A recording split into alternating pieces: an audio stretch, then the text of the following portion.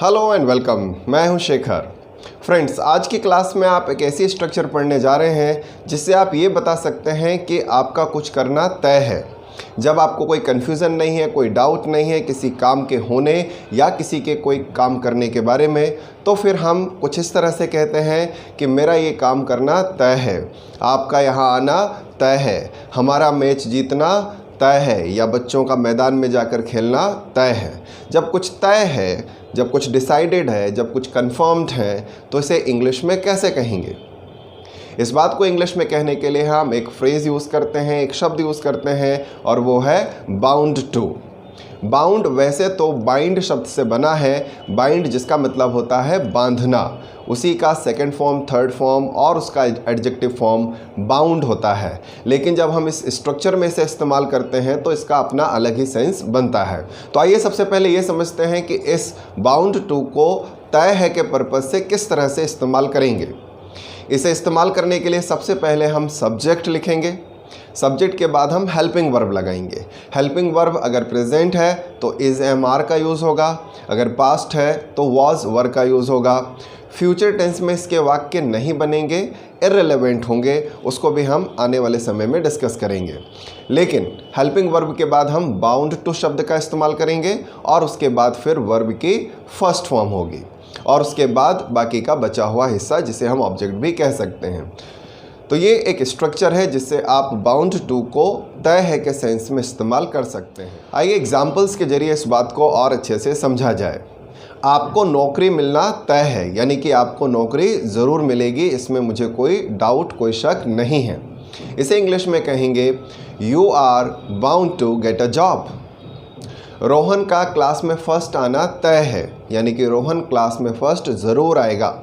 इसके लिए हम कहेंगे Rohan is bound to come first in the class.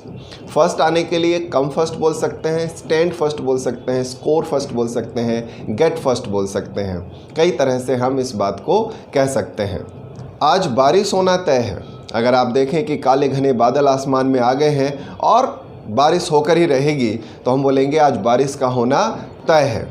बारिश होने के लिए कोई सब्जेक्ट वाक्य में नहीं है, इसलिए हम इट शब्द का इस्तेमाल करेंगे। तो आज बारिश होना तय है, इसके लिए कहेंगे it is bound to rain today. तो बाउंड टू शब्द का इस्तेमाल हमने किया प्रेजेंट में। अगर हमें मना करना हो कि ये तय नहीं है, ये निश्चित नहीं है, ऐसा होना ज़रूरी नहीं है, तो इसके लिए हम इसी वाक्य का नेगेटिव बना देंगे। जैसे मेरा आपके बर्थडे पार्टी में आना तय नहीं है, तो इसके लिए आप कहेंगे I am not bound to attend your birthday party. या कांग्रेस का चुनाव जीतना तय नहीं है, इसके लिए हम बोलेंगे Congress is not bound to win the election. इन्हीं वाक्यों को अगर हम पास्ट में बोलना चाहें तो is am are helping verb के बजाय वॉज वर हेल्पिंग वर्ब का इस्तेमाल करेंगे। कुछ तय था, कुछ पक्का था, कुछ होना ही था, इस तरह का सेंस इसमें आएगा। कई बार हम घटना हो जाने के बाद कहते हैं ये तो होना ही था। ये तो होना ही था का इंग्लिश होगा it was bound to happen. आपको तो जीतना ही था, आपका जीतना तय था। कैसे कहें? You were bound to win. तो प्रेजेंट और पास्ट में आप वाक्य बनाना सीख गए हैं, इसके फ्यूचर में वाक्य क्यों नहीं बनेंगे? ध्यान दीजिए, जब हम आने वाले समय में कुछ होगा ये बात कहना चाहते हैं तो प्रेजेंट टेंस ही फ्यूचर को रेफर करता है, यानी कि is am are bound to से ही हम आने वाले समय की कोई जानकारी देते हैं। तो अगर हम विल बी बाउंड टू या शैल बी बाउंड टू बोलेंगे भी तो वो एक इररिलेवेंट एक्टिविटी होगी, इसलिए हमें इसके फ्यूचर टेंस बनाने की कोई ज़रूरत नहीं है। तो प्रेजेंट और पास्ट में ही इसके वाक्य बनाइए। आप सेंटेंस बना रहे हैं अफर्मेटिव में भी, नेगेटिव में भी। आप इसके क्वेश्चन भी बना सकते हैं। क्वेश्चन बनाने के लिए क्या करना होगा? बस हमें हेल्पिंग वर्ब को सब्जेक्ट से रिप्लेस करना होगा। चलिए एक क्वेश्चन बनाते हैं। क्या मेरा इंग्लिश सीखना तय है? कई बार आपको ये सवाल खुद से पूछना होता है। इसका जवाब हमेशा पॉजिटिव और अफर्मेटिव ही होना चाहिए। पहले क्वेश्चन बनाते हैं। क्या मेरा इंग्लिश सीखना तय है? Am I bound to learn English? हाँ में जवाब देंगे यस, आपका इंग्लिश सीखना तय है। You are bound to learn English. Past का एक क्वेश्चन बनाते हैं। क्या दुश्मनों का हारना तय था? दुश्मन को हम बोलते हैं एनिमी। तो क्या दुश्मनों का हारना तय था? क्वेश्चन होगा were enemies bound to lose. Answer होगा हाँ जी, दुश्मनों का हारना तय था। Enemies were bound to lose. कुछ इसी तरह की बातें हम एक दूसरे तरीके से भी कह सकते हैं। जब आप आने वाले समय को लेकर काफ़ी श्योर होते हैं तो इस तरह से भी आप कहते हैं कि मैं दावे के साथ कह सकता हूँ कि आपको नौकरी ज़रूर मिलेगी। मैं दावे के साथ कह सकता हूँ कि इस काम में आपको कोई समस्या नहीं आएगी। जब हम दावा करते हैं इसका मतलब है हम शर्त लगाकर कह सकते हैं कि ये काम ज़रूर होगा या फिर नहीं होगा। इसके लिए हम कौन सी स्ट्रक्चर यूज़ करेंगे?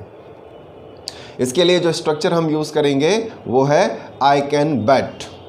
आई कैन बैट के बाद हम पूरा सेंटेंस लिखकर अपनी बात कह देंगे। मैं दावे के साथ कह सकता हूँ कि वह यह काम पूरा ज़रूर कर लेगा। I can bet that he will finish this work for sure. मैं दावे के साथ कह सकता हूँ कि कोरोना वैक्सीन जल्द आएगी।